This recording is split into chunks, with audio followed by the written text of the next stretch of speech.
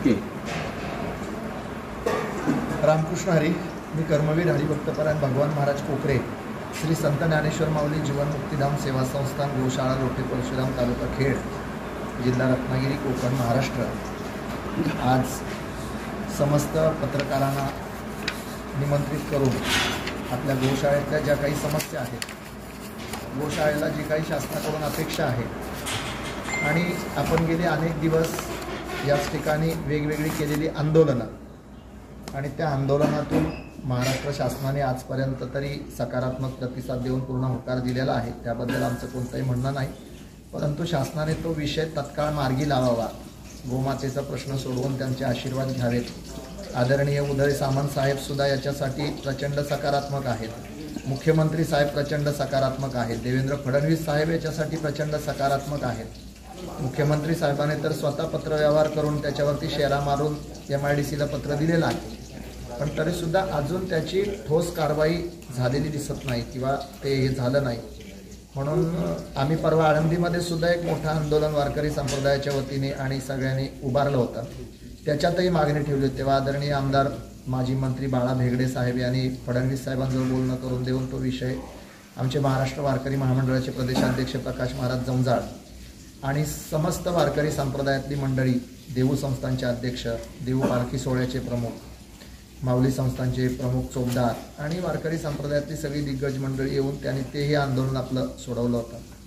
आत्तासुद्धा एक खूप मोठी समस्या आहे की आम्ही वेळोवेळी MSCB कार्यालयाला पत्रही दिलेलं आहे आणि आजही या MSCBमध्ये असणारे जे अधिकारी नानोटे म्हणून आहेत, उपकार्यकारी अभियंता, यांनी आम्हाला 2,10,000चं पत्र दिलेलं, बिल दिलेलं आहे आणि ह्या बिलावरून आम्ही गेली 2 वर्ष आम्हाला अधिकचं बिल देत आहे म्हणून वेळोवेळी तक्रार केल्या आहेत MSCB खात्याकडे, वेळोवेळी पत्रव्यवहारही केलेला आहे. पण तरीसुद्धा या अधिकाऱ्यांनी कुठल्याही प्रकारे दाद न देता आता आम्हाला पोलीस कारवाईच्या अंतर्गत आम्ही लाईट कट करणार आहोत अशा तऱ्हेचं पत्र आम्हाला मिळालं आहे आणि म्हणून मी आज परत पत्रकार परिषद घेऊन त्याचा खुलासा या ठिकाणी दिला आहे आपण त्यांना. परंतु आम्हाला आजही म्हणणं आहे आमचं की जर तुम्ही आमची लाईट युनिटप्रमाणे बिल दिलं तर आम्ही भरायला नक्की तयार आहोत. आमची कुठलीही आडमोठीपणाची भूमिका नाही. महाराष्ट्रातल्या सगळ्या गोशाळांना जर शेती स्वरूपाचं लाईट बिल दिलं जातं तर आम्हाला कमर्शियल गोठा स्वरूपाचं का? मीटर आम्हाला शेती स्वरूपाचा मंजूर आहे, पण बिल आकारताना मात्र एखाद्या गोठ्याला आकारलं जातं, एखाद्या दुग्ध डेअरीला आकारलं जातं, तेच बिल आमच्यासाठी आकारलं जातं. आमचे गोवर्धन गोवंश सेवा केंद्र म्हणून महाराष्ट्र शासनाची अधिकृत मान्यता आहे. आम्हाला इथून 100 रुपये सुद्धा उत्पन्न नाही. आमचा इथं दुधाचा तबेला नाही आणि तरीसुद्धा जर MSCBचे अधिकारी अशा तऱ्हेने मुजोरपणाने जर आमच्यावरती बिल लादून वसूल करत असेल, आजपर्यंत 10 लाखपेक्षा जास्त बिल मी MSCBला अदा केलेलं आहे. आणि जर याची लाईट कट केली आमची तर मी आज संपूर्ण महाराष्ट्रातल्या पत्रकारांच्या समोर आणि संपूर्ण महाराष्ट्र शासनाला एक विनंती करतो की माझ्याकडं याने पाणी पाजण्याकरता दुसरी काही व्यवस्था नाही. कडाक्याचा उन्हाळा आहे. गेल्या वर्षी सुद्धा आमची अशीच लाईट कापून या अधिकाऱ्यांनी आमच्या गायींना 1 महिना ताण मारलं होतं या ठिकाणी. तेव्हा आम्ही टँकरने पाणी मागून दुसरीकडनं पाजलं होतं. पण आता जर तशी व्यवस्था वेळ आली आणि ह्याने जर लाईट कापली तर मी आजच या ठिकाणी हे करतोय की या सर्व गायी मी MSCBच्या कार्यालयात नेऊन सोडणार आहे आणि त्या गायी MSCBने सांभाळाव्या. आम्ही आजही महाराष्ट्र शासनाला सांगतो की आमच्या बिलमध्ये दुरुस्ती करून द्या. एकच अधिकारी तुमच्याकडे आहे का? तुम्ही वरिष्ठांना पाठवा, आमची चौकशी करा. आमच्या मीटरमध्ये जर काय फॉल्ट असेल तरी हे करा आणि आम्ही युनिटप्रमाणे बिल भरायला तयार आहोत. आणि आम्ही जर त्याच्यामध्ये दोषी असलो आमच्यावर कारवाई करा. शासनाच्या कामात अडथळे आणतो म्हणून आम्ही जे काय कारवाई होईल त्याला भोगायला तयार आहे. पण आमच्या मानेला सुरी लावून जर प्रत्येक वेळेला हे करत असेल आणि नानोटे या अधिकाऱ्याची मी मुख्यमंत्री उपमुख्यमंत्र्यांच्याकडे सुद्धा तक्रार केलेली आहे. हा अधिकारी एकतर मनोरुग्ण असावा किंवा एकतर मानसिक संतुलन त्याचं बिघडलेलं असावं किंवा लोकांना नाहक त्रास देऊन कसायांकडनं काही यांना मिळतं का किंवा गोशाळेच्या विरोधक असणाऱ्या लोकांकडनं काही यांना मिळतं का? तर हे एवढे गोशाळेच्या मुळावर का उठले? आजपर्यंत इथे जवळजवळ 10 अधिकारी येऊन गेले 15 वर्षामध्ये. कुठल्याही अधिकाऱ्याने अशा तऱ्हेचा त्रास दिलेला नाही. 2 वर्ष या माणसाकडून ज्या गोमातेला नाहक त्रास दिला जातो तो जर थांबला नाही, आमचं बिल युनिटप्रमाणे आम्ही भरायला तयार आहोत. शेती मीटर हिशोबाने भरायला तयार आहोत. जे शेती मीटर हिशोबाने होईल त्या बिलाला आम्ही द्यायला कुठल्याही प्रकारे एकही दिवस MSCBचा मागे होणार नाही. पण आम्ही जास्तीचं आकारलेलं बिल विनाकारण आकारलेलं बिल आणि कमर्शियल स्वरूपात आकारलेलं बिल भरू शकत नाही, कारण आमचा कुठल्याही प्रकारे इथला व्यवसाय धंदा नाही आहे. दुसरी गोष्ट, आम्ही येत्या 26 जानेवारी ते 28 जानेवारी असा एक 3 दिवसीय महाराष्ट्रातला एक सगळ्यात मोठा कार्यक्रम असलेला गो संमेलन आहे की गाईचं वैज्ञानिक महत्त्व, गाईला शेतकऱ्यांची असलेली गरज आणि आज जे रासायनिकीकरणाकडे शेतकरी वळलाय तो कुठेतरी सेंद्रिय शेतीकडे वळावा, तो ऑर्गॅनिक शेती करावा आणि म्हणून तशा तऱ्हेची एक चांगल्या तऱ्हेची चळवळ महाराष्ट्रात उभी राहावी, विशेषतः कोकणात उभी राहावी, विषारी खतापासून हे शेतीमुक्त व्हावी आणि म्हणून एक महासंमेलन आपण 26, 27, 28 जानेवारी या ठिकाणी घेत आहोत. आपल्या चॅनलच्या माध्यमातून मी महाराष्ट्रातल्या सर्व गोप्रेमींना, महाराष्ट्रातल्या गोपालकांना, शेतकऱ्यांना, आंबा बागायतदारांना आणि कोकणातल्या तमाम जनतेला हात जोडून विनंती करतो की आपण या 3 दिवसीय संमेलनात या ठिकाणी उपस्थित राहावं. या संमेलनामध्ये गायीची वैज्ञानिक महत्त्व, गायीचं शेतीविषयी महत्त्व, तिचे फायदे, पंचगव्यातून होणारे फायदे यासाठी महाराष्ट्रातले अनेक मोठमोठे तज्ज्ञ मंडळी या ठिकाणी उपस्थित राहतील. शासनाच्याही काही प्रतिनिधींना आपण या ठिकाणी संपर्क केला आहे.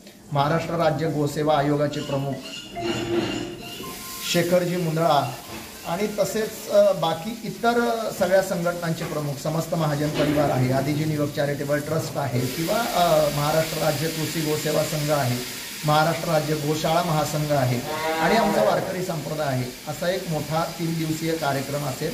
महाराष्ट्राच्या बाहेरूनही काही मंडळी या संमेलनाला येतील आणि त्या संमेलनामध्ये ज्या शेतकऱ्यांना गायी सांभाळण्याची इच्छा आहे, ज्या शेतकऱ्यांना स्वतःचा शेतीमध्ये नांगर करण्याची इच्छा आहे, त्यांना बैल आणि गायी आपण या ठिकाणी विनामूल्य स्वरूपात त्यांना देणार आहोत.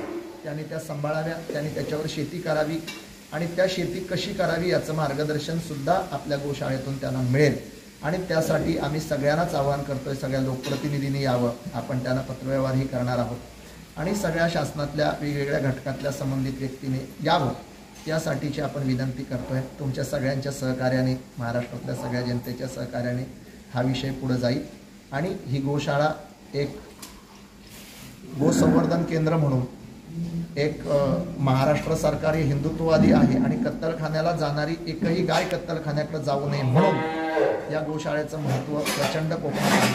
आणि दुसरी एक गांभीर्याने तुम्हाला माहिती सांगतो की गेल्या अनेक वर्ष कोकणातून अनेक गोहत्या घडल्या. त्या गोहत्येवर काही नाहक लोकांना त्रासही झाला, काही निष्पाप लोकांना अनेक दिवस तुरुंगात जावं लागलं, त्यांच्यावर आरोप झाले. परंतु तसे आरोप या काही ठराविक कसायांच्या तस्करांमुळे होतात आणि आजही कोकणातून रागरोसपणे जी गोष्ट हत्या होते किंवा जी वाहतूक होते, बऱ्याच वेळेला निदर्शनात येतं परिसरातल्या लोकांच्या गायी चोरीला जातात किंवा चिपळूणमध्ये परवा 2-3 गायी भर दिवसा पेड्यातून गोठ्यातून गेल्या. तर हे प्रकार पोलिसांनी तत्काळ निदर्शनात येऊन त्यांच्या थांबवावेत, त्यांच्यावर कठोर कारवाई करावी. कोकणातून एकही गाडी जर याच्या पुढं कत्तलखान्याला जाताना आम्हाला सापडली तर आम्ही भले जिंदगी आमची जेलमध्ये सडली तरी चालेल, पण गुरं खाली उतरून त्याच ठिकाणी ती गाडी पेटवली जाईल हे आज सगळ्या चॅनल समोर सांगतोय. कारण आम्ही हिंदू बांधव गाईला आई मानणारे आहोत. आमच्या आईला जर कोण गळ्याला तिच्या सुरी लावत असेल, जर तिचं रक्त या भूमीमध्ये सांडणार असेल तर मात्र माझ्या देहात प्राण असेपर्यंत आपण कुठल्याही प्रकारे गप्प बसणार नाही. याच्या पुढे जी गाडी कत्तलखान्याला जाताना दिसेल, तिच्यामध्ये गुरं जर असतील, तिच्यामध्ये गायी जर असतील तर ती गाडी कुठल्याही प्रकारे पोलिसांना न फोन करता गोरक्षक दिसेल तिथं ती गाडी पेटवतील आणि त्याची सर्वस्व जबाबदारी आपण स्वीकारायला तयार आहे आणि होईल ते परिणाम भोगायला सुद्धा आपण तयार आहे.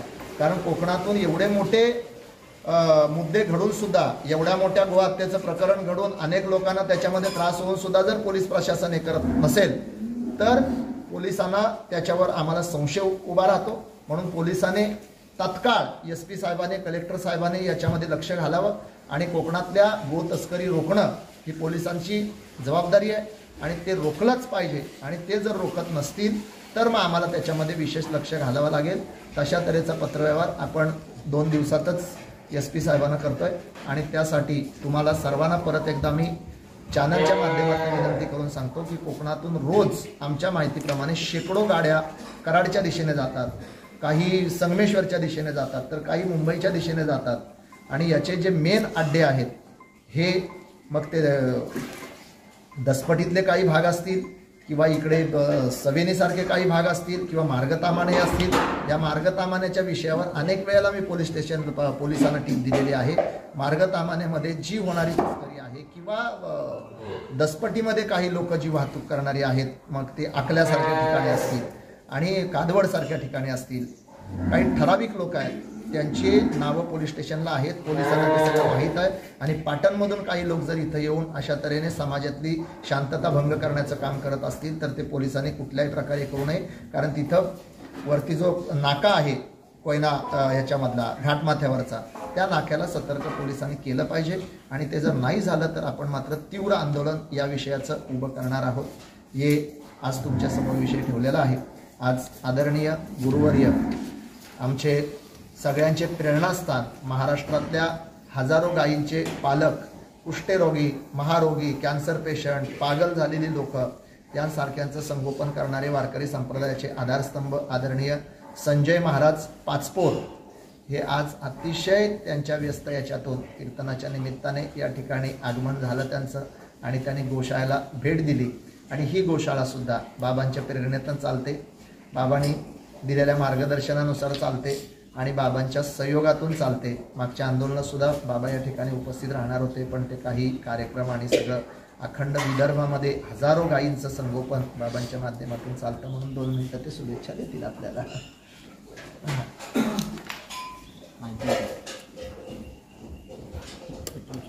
हां, माझं सांग. आम्ही आलो होतो आणि महाराजांच्या गोशाळेमध्ये बऱ्याच दिवसापासून याचा विषय होता.